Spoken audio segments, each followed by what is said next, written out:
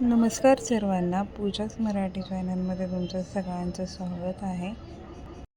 गुरुपुष्यामृत योगाबद्दल आज आपण माहिती जाणून घेणार आहोत की गुरुपुष्यामृत योगाच्या दिवशी तुम्ही कोणती सेवा केली की तुमच्या सर्व इच्छा पूर्ण होतील, त्याबद्दल आपण आज जाणून घेणार आहोत.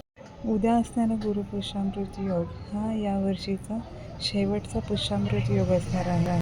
या दिवशी तुम्ही ही एक जर सेवा केली तर तुमची इच्छा नक्कीच स्वामी पूर्ण करतील.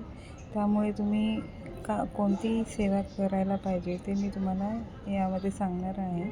या सेवेमुळे तुमचे सर्व इच्छा किंवा सर्व अडकलेली कामे किंवा कोणतेही संकट असेल किंवा काही तुमची जर इच्छा असेल ती स्वामी नक्कीच पूर्ण करतील. तुम्ही उद्या सकाळी लवकर उठून अंघोळ झाल्यानंतर अगोदर देवपूजा करायची.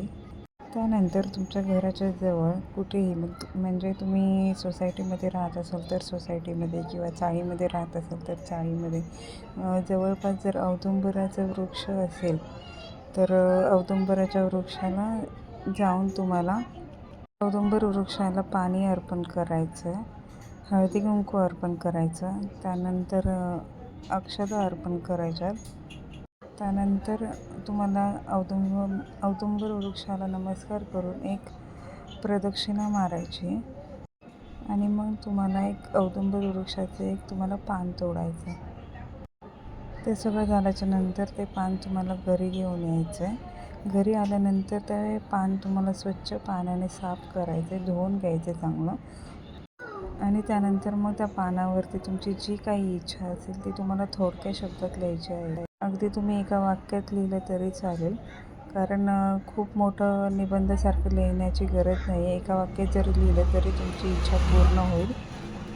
आणि ते पान तुम्हाला त्यानंतर ते पान लाल कपड्यामध्ये गुंडाळायचं आहे, म्हणजे त्याला गाठ बांधायची आहे व ते औदुंबर वृक्षाच्या मुळाच्या इथे ठेवलं तरी चालेल किंवा तुमच्या हाताला येत असेल तर औदुंबर वृक्षाच्या फांदीला बांधून ठेवलं तरी चालेल. झालेली सेवा स्वामींच्या चरणी अर्पण करायची आणि स्वामी तुमची इच्छा नक्कीच पूर्ण करतील.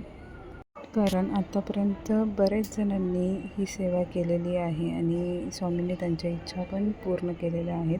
कारण हा माझा स्वतःचा अनुभव आहे की तो मी तुमच्या सोबत शेअर केलेला आहे. सो त्याच्यामुळे तुम्ही सगळ्यांनी ही सेवा एकदा करून पहा, नक्कीच तुमची इच्छा स्वामी पूर्ण करते. आणि उद्या देखील स्वामींचा तारक मंत्र म्हणायला विसरू नका, कारण तारक मंत्रामध्ये खूप मोठी ताकद आहे. त्यामुळे उद्या तारक मंत्र देखील म्हणा. आणि झालेली सेवा मी स्वामींच्या चरणी अर्पण करते. श्री स्वामी समर्थ. जाता जाता एक गोष्ट सांगायचीच राहिली की औदुंबर वृक्षाचं जेव्हा तुम्ही दर्शन घ्याल तेव्हा तिथे तुम्हाला शुद्ध गाईच्या तुपाचा दिवा लावायचा आहे. श्री स्वामी समर्थ सगळ्यांना. आणि व्हिडिओ आवडल्यास व्हिडिओला नक्की लाईक, शेअर आणि कमेंट्स आणि सबस्क्राईब नक्की करा. थँक्यू.